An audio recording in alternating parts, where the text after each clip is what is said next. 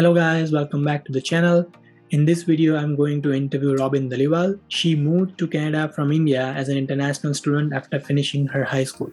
So first of all, she got enrolled in Columbia College that provide transfer programs for international students, so eventually they can get admission in a university to finish their bachelor's. In this video, we are going to ask her a lot of questions about both Columbia College as well as the university she is currently enrolled in.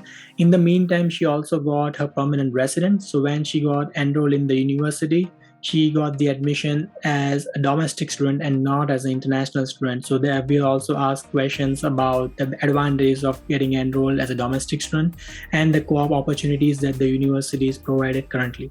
So without wasting any time, let's get right into it. So first of all, hi Robin.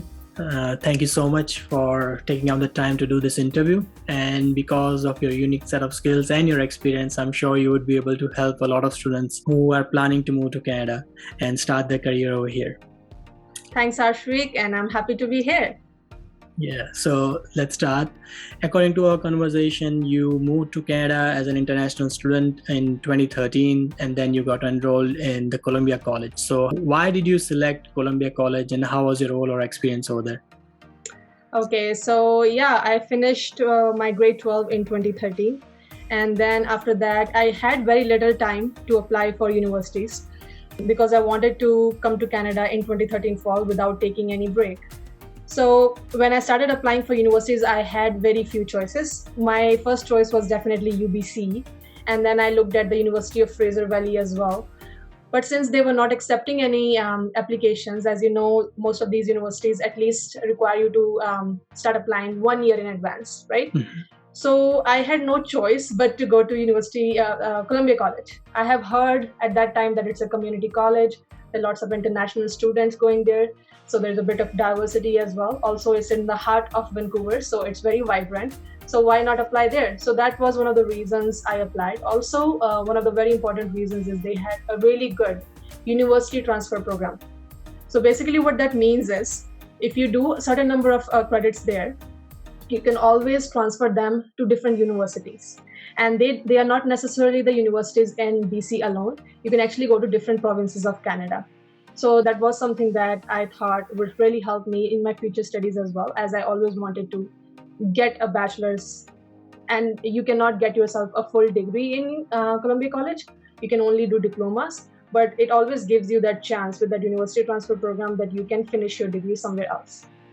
So yeah, that's actually a very good plan. So you finished your 12th and you wanted to move here as an international student to do your bachelor's.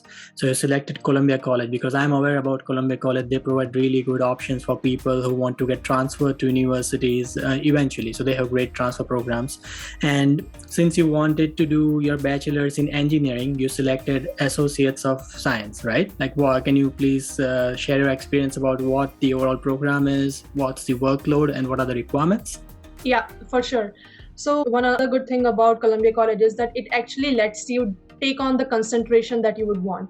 So let's say I'm doing the Associates of Science, but in my mind, I know that I will end up doing engineering. So it will really help. It will be really helpful if I can take more chemistry and mathematics courses, right?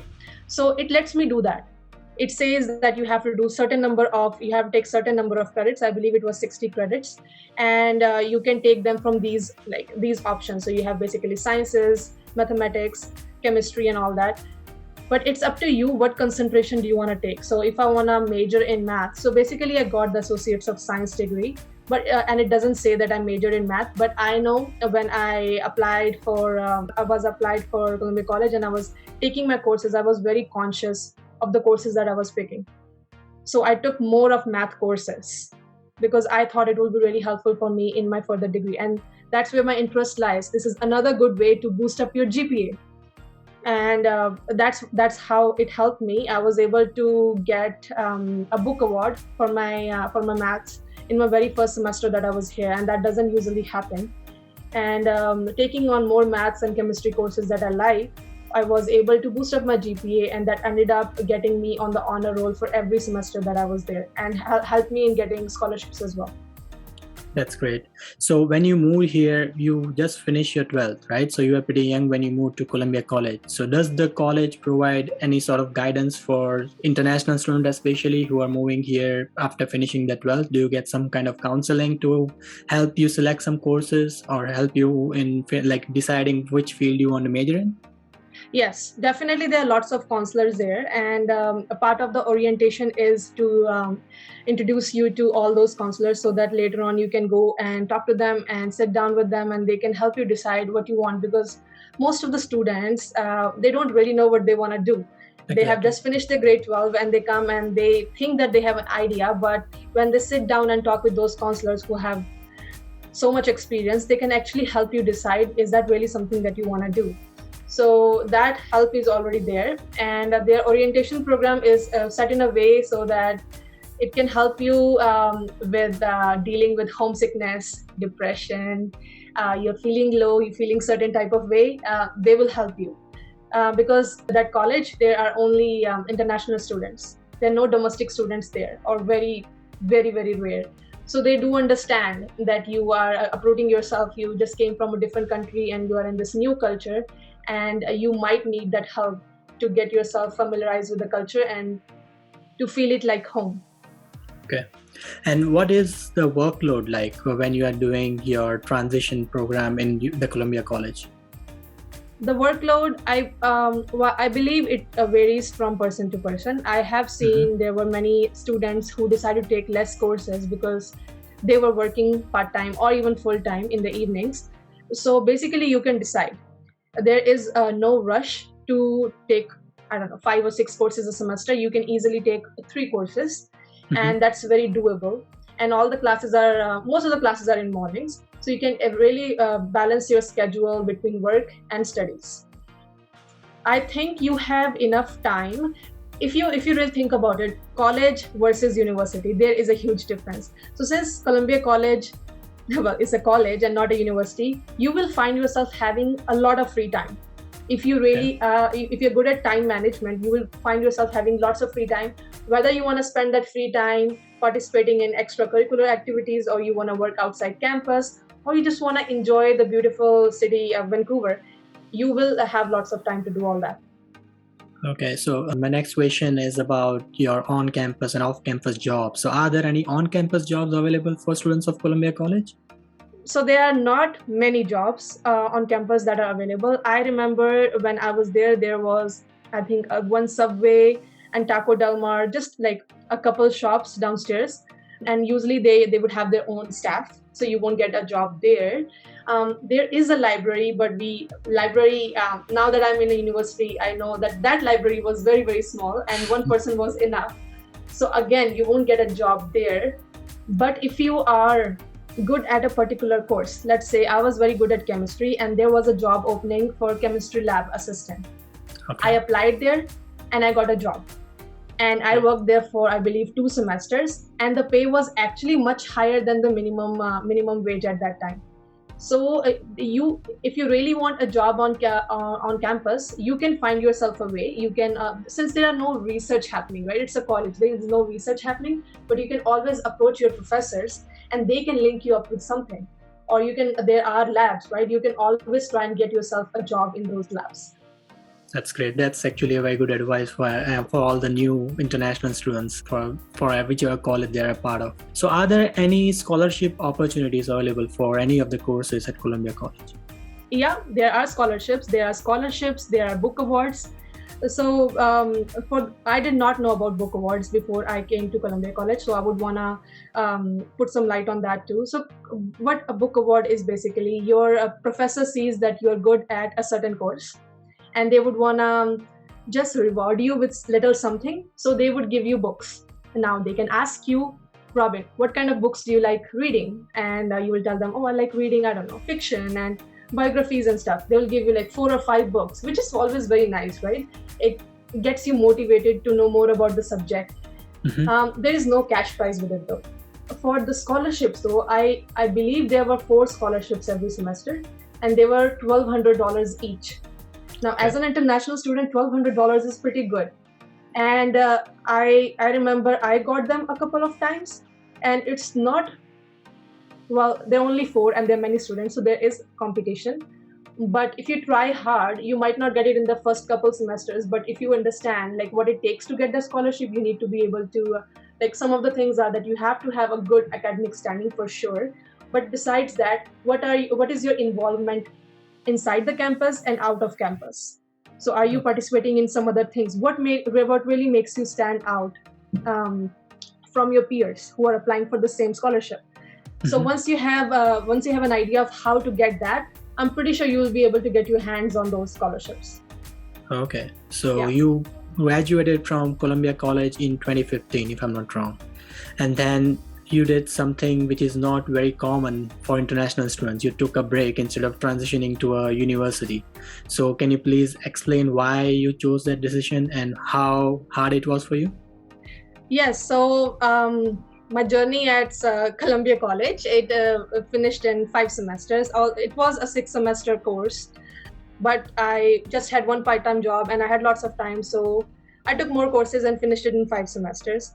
What Hmm. that did for me was I graduated right before summer in Okay. 2015, and that helped me get my hands on a summer job. And that Nice. summer job that I took, one of the reasons I graduated from Columbia College, and instead of like transferring to UBC like many of my friends did, was because I knew that I had a younger sibling who was still back home doing grade 10, and I knew that eventually he would want to come here too. So I didn't want to spend too much of my parents' money going to a bigger university. And I did go to UBC to see how things were, because my friends were really asking, Robin, you really need to come. UBC offered me 6 to 8,000 one-time scholarship as well, but I knew that was not going to cut it. Also, while I was on the campus, I saw how there were posters everywhere about the increase in fees next year. I'm like, no, I don't think I am ready for this.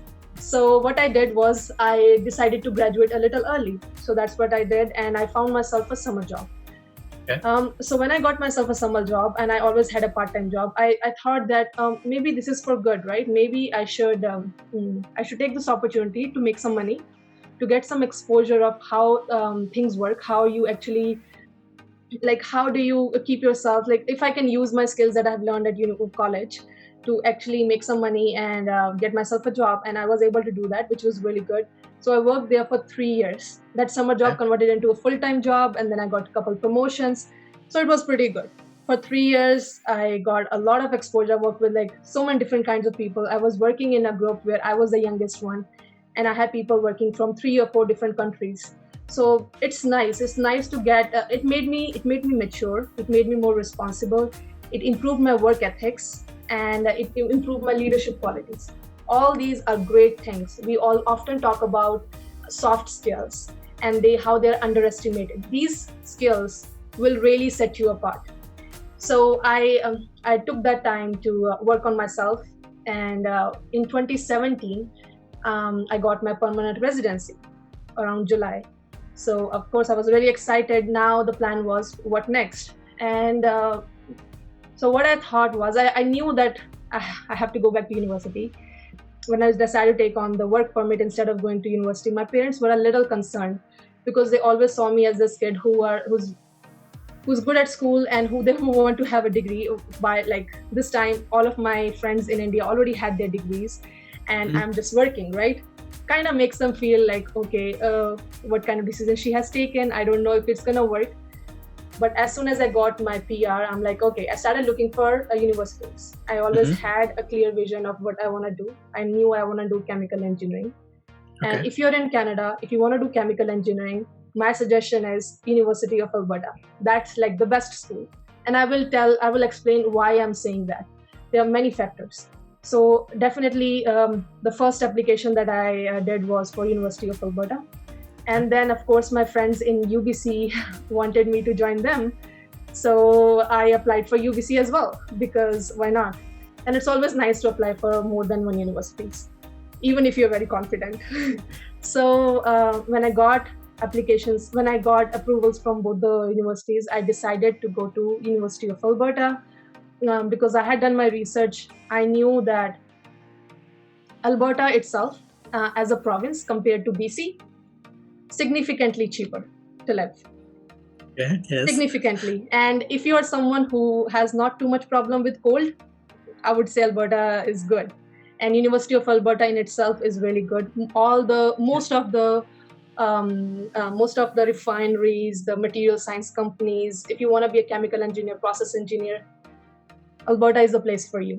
And you make Exactly. way more than what you will make in BC. So putting all considering all these things, I decided to go to University of Alberta, and that's how I started my school in UFA in fall 2018. Okay. Can you please talk a bit more about the application process? So let's say we are talking about a person or an international student who has just graduated from a college and he wants to transfer to university, let's say University of Alberta. So what is the application process like? Is there any language requirements, So the application process, I don't think it was too difficult. It was my first time applying and I had no support and I was able to do it. So I'm sure anyone can do it. I remember it was $150 for the application. As a Mhm. domestic student, I'm not so sure if it is different for an international student. Um, and basically, it's very straightforward. Once you get yourself the application, give yourself a good week to write it, review it. If you have someone who can review it for you, definitely give it to them. When you are writing, make sure you are coming out as very professional. So Okay. don't use like me, I too much, right? Make it look professional so that they know, because the standard, right? You're applying for University of Alberta, and they might say that they will take anyone who has 70%. But that's just for the application. Now they're gonna filter more, so you wanna make sure that you actually get picked. So for that, when you're applying when you're doing the application, don't go for the numbers. I have seen people who apply for 7, 8, 10 universities. If you are in that boat too, give yourself plenty of time and make sure you're spending enough time on each application, um, because sometimes you only fill one and that gets picked. But if you're just saying, oh, I applied for 10 universities and you didn't really put your heart in it, you might not get picked in either of them. So and it's very straightforward. It's basically ask you, because when you're applying, right, when you're doing the application, you're automatically getting yourself in the pool where they're going to give you some entry level scholarships as well. So if you write it well, they might pick you for that as well. And of course, when you're applying, the GPA that they're going to consider is mostly the GPA of the previous college Okay. where you have done your post secondary. And then Mhm. comes your grade 12. Grade 10 does not get counted anywhere. So don't worry if you did not do good in grade 10. No one cares about the grade 10 score. It's mostly your post secondary if you have done it, otherwise your grade 12. And basically, some of the questions were, why do you want to choose University of Alberta out of all the universities? Okay. And of course, like any person wants to hear good about themselves, and same is the case with university. So if you have done your research, you can say that this is my research and I like these things. And in Alberta and in particular, University of Alberta has good research. They have like one of the best professors. Even their professors, last year one of our professor got a Nobel Prize. Like all these things, if you have done your research, University of Alberta, you'll find bunch of things to do that for any other university. And talk about the job opportunities, talk about the employer-university relations, talk about the university government relations, how much funding they are getting and all that stuff, and talk about the fee structure. Fees in University of Alberta is relatively cheaper. So for me, it was like, as an international student and I wanted to save money, for me money was a big factor too, and it should be. If you want to plan for the long run, money is a big factor. And accommodations, food, car, insurance. So one good example, one thing that that was a deciding factor for me to move from BC to Alberta. In BC, there for the insurance there is one body called ICBC, just the federal provincial body, right? That's the only place you can get your insurance. There is no bargaining, there is nothing, right? And if you get yourself in an accident like I got, your insurance is off the roof and you are like, I cannot live in BC. But if you come to Alberta, there are many places you can get your insurance from. So you can always call multiple places, get the quotes, do a little bit of bargaining, and you're good. So I'm not saying that you should get yourself into an accident and do this, but if you find yourself in this situation, there are always ways. So that's why Alberta was just the best province for me at that time, and it still is. So I moved here. So you actually brought a lot of good points for why students should select actually University of Alberta. I share the same frustration as far as ICBC is concerned. So you are bang on that. And you actually mentioned a very good point to mention in the letter of our application, because you cannot just focus on your GPA. You have to also mention your extracurricular activities, as you mentioned, your work experience, your leadership skills, what you have learned from your time in Canada, anything. It will obviously be different from one applicant to another, but it's always good to not just focus on your academic, achievements. You should also focus on other qualities that you bring if you are selected in that university. Because you have studied in a college as well as a university, can you compare the workload? I'm sure the workload might be completely different if you are talking about University of Alberta. Yeah, the workload, it's different, very different, right? In college, there were no seminars, first of all. In university, there are seminars, right? Mm-hmm. And if you want to do good in that certain course, you would want to attend most of the seminars, if not all. Even the lab structure is very different. In college, we used to finish the lab in like 1-2 hours, and the labs were very small. But now that you are at UFA, the labs are pretty high tech, and you are getting proper lab assistants and the professors, and sometimes labs can go on for 3.5, even 4 hours, right? It just shows that's only the labs and seminars. If we talk about the lectures, one thing that I really miss about Columbia College is the small classroom size. I feel like my biggest class was this applied science class, and that was maybe 60 students. Most of the other classes for physics, chemistry, math and all that was 30, 35, maximum 40 students. But here at university, you are sitting in a theater, you have like 200 plus students and one professor, and now it's up to you how much you gain from that lecture, because you are no special there. Most of the times the professor doesn't even know your name, because it's just, unless you're really trying to stand out, it's difficult. And I feel like in college, in a smaller setting, it makes you more comfortable to ask questions. You know that the professor has made eye contact with you. You know that the professor acknowledges that you come to the class every day. You raise your hand. You're just more like you can just stand up and ask a question. But in a setting which is that big and you don't know like 80% of your classmates, it's very nerve-wracking to get up and ask a question, because what if I'm asking a silly question? What if everyone is gonna laugh at me? Because university can be ruthless, and it is just the difference, right? It is what you have to get accustomed to. My first semester at university, I was just like, oh my god, I'm a bit older than everyone here. A couple students asked for my number. I'm like, I'm not so sure. And then just like asking question for a dynamics and statics class, the 250 students, and it's just so nerve-wracking to raise my hand and ask, I don't understand that concept. So what will that do for you? That will push you to go home and spend multiple hours trying to solve that problem by yourself. If you're very confident, which you should be, you should just ask the question right away. And the professors, they try to encourage you to ask questions, but they can only do so much. You have to work on yourself. If you're an introvert, shy person, you will be spending lots of time working on the same problems at home. So that will take a lot from your free time, your personal time, because you need to understand the problem. If you're not asking the professor, you need to work on it yourself, right? So one thing that I learned from university is, if you are an extrovert, if you are good at networking, the more you do it, the better it is, the more successful you're gonna be, not only in your academics, but getting yourself a job, getting yourself in, I don't know, some of the programs that others it's hard to get in.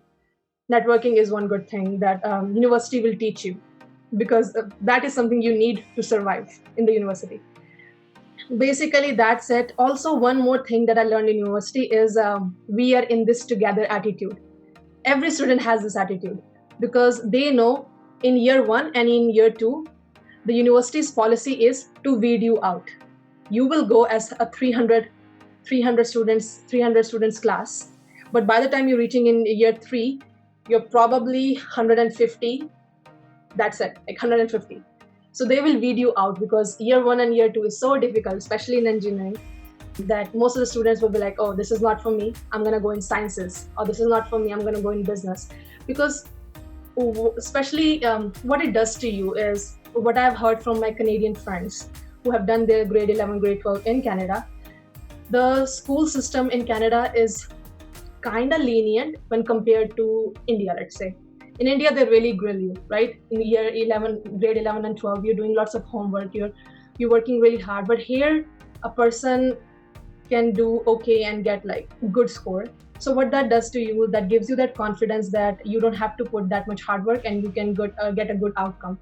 But so when you get thrown into university, you are not prepared for what's going to happen to you, because over there you are taking 6 to 7 courses mandatory in the first year, and the workload, you are not ready for it. The statistics class everyone hates because there is so much.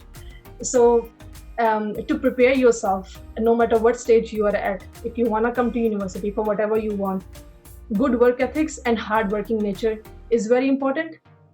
But if you don't want to do that much hard work, you got to be resourceful and good time management.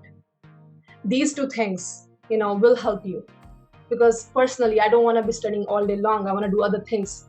Okay, so you have to be good at time managing and you have to be resourceful. And at least that worked for me, and that's working for me great.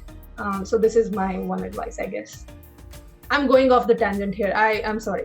No, that's perfectly okay, because you are bringing up a lot of good points. You also talked about the hectic workload and how it is very important for us to be prepared, and the importance of time management. You also talked about a lot of good co-curricular activities that students should focus on for networking, or to enroll themselves in different courses so they can get some more exposure. Can you talk about some co-curricular activities that you were involved in?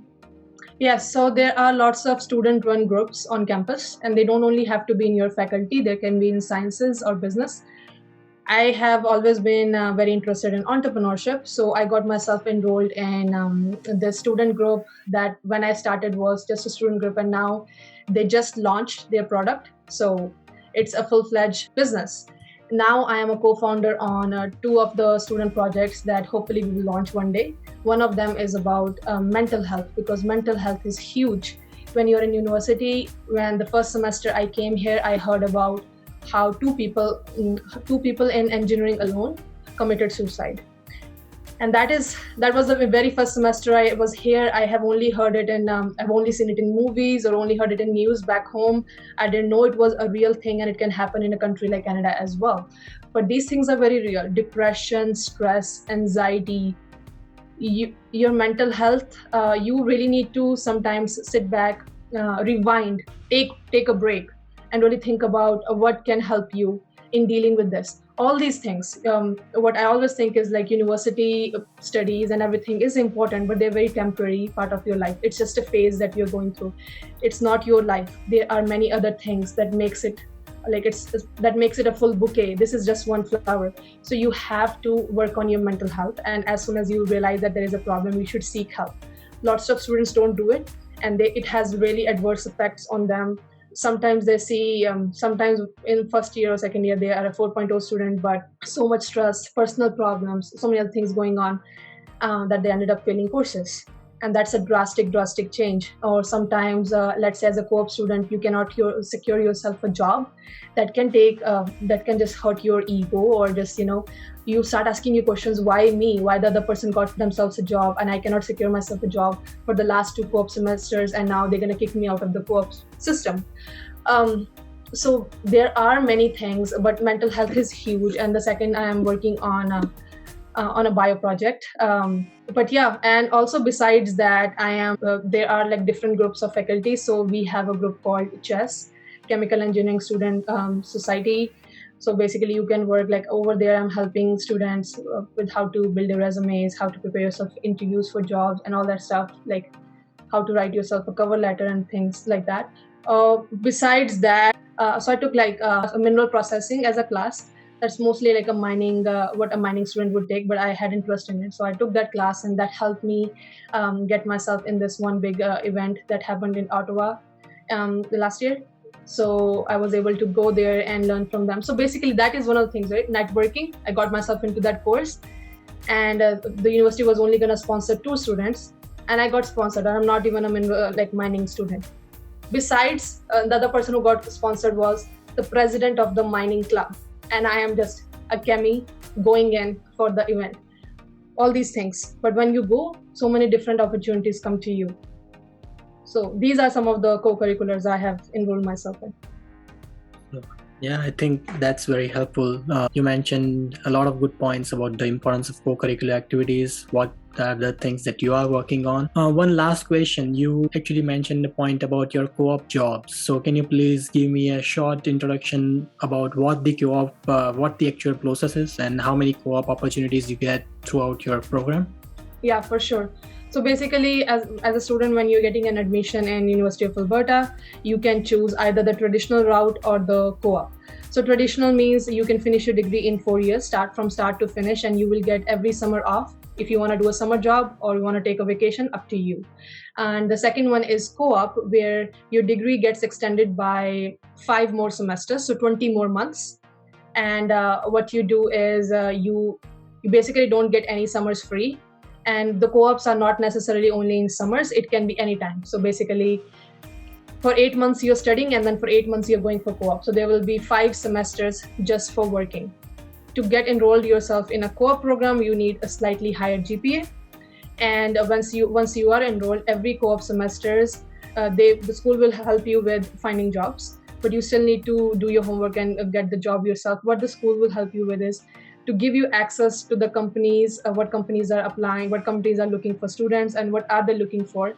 And then it's your responsibility to apply. If you need any help with the resume, if you need any help with your cover letter, there are always advisors, co-op advisors that you can always go and seek help from. Also, every co-op semester you have to pay a certain fees to the university. So if you are a traditional student and you find yourself a job, an engineering job or whatever job in summer, you don't have to give any money to the university. You did everything on your own. But with co-op, you have to give a certain fees to the university every time you're going on co-op. So there is a fees associated with it, but most of the time you would end up making so much more money that it's fine, and the experience that you get is very invaluable. So that's how basically it works. And there is a very good chance that the company that hired you as a co-op will eventually give you a full-time job, right? There is a very good chance. For example, if we take my case, right now I'm in my term 4 of co-op. In term 2 and term 3, I worked for this company, a material science company, and they liked my work. And this time around, when I was applying for different jobs, they called me back. They said, if you want to come back, we are having this huge turnaround. If you want to come back and help us with that. And that's a huge opportunity for a student. And when I said yes, I did not have to go through any interviews. They did not even interview me this time. They did not even see my transcripts. They just were like, okay, we want Robin back. And I'm like, yeah, I want to come back. So that's how it worked. Now, I am not saying this guarantees me having a full-time job with them after graduation, but it does make my chances much better than anyone who has never worked with them before. Of course. So I think that's everything from my side, Robin.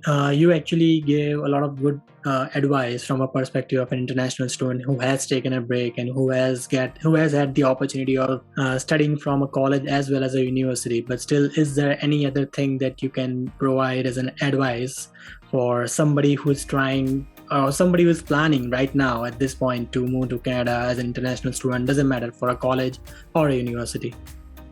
So honestly, I don't think I'm in a position to give like an advice, but okay, as my fellow peers, I feel like just keep your options open, have a very open mind, because sometimes you think that you know exactly what you want, but things don't turn out that way. For example, this pandemic happened. Who would have thought about that? So be very flexible and keep a plan B always. So if this doesn't work out, I can at least do this, right? It's always nice to have some sort of map, and then you can go about achieving what you want to achieve.